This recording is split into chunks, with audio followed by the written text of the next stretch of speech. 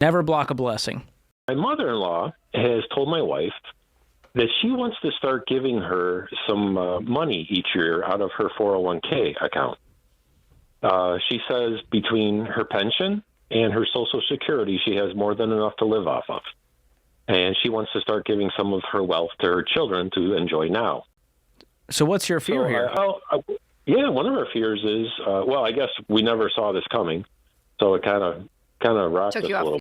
But one of our fears is there is some history of like dementia in her family.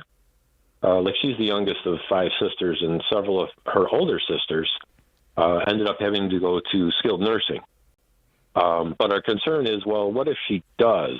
Do we want to take her money if she might need it when she goes into that? And we want to take care of her first and foremost and make sure she's doing the right thing with her resources. And I think your hesitations are right in the sense of, hey, we want to make sure that she's taking care of herself first and foremost. And so if I was her daughter, that's probably how I would present it, of like, hey, Mom, this is incredible. Like we were not expecting this. I'm so honored that you're, choosing to be so generous with us, just to sit down and kind of see everything, map everything out, and just walk through a couple of situations that could arise here in the next, 10, 15, 20 years.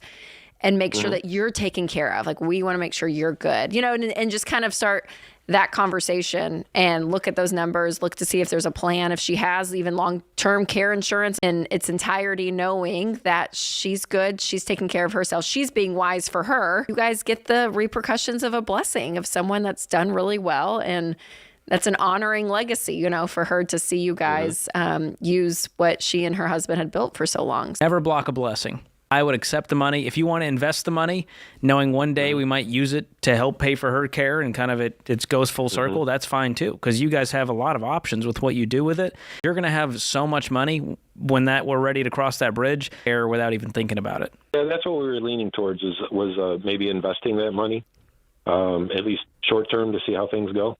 I think that's wise. But if you wanted to just keep it liquid, I would just open up a taxable brokerage account and just park it in an S&P 500 index fund and just let it ride. Okay. But that should give you around that 10% over a long period of time, double for you every about 7 years. 10 years from now, you could be looking at $200,000 sitting in that one account from just parking the money. Nothing wrong with that either.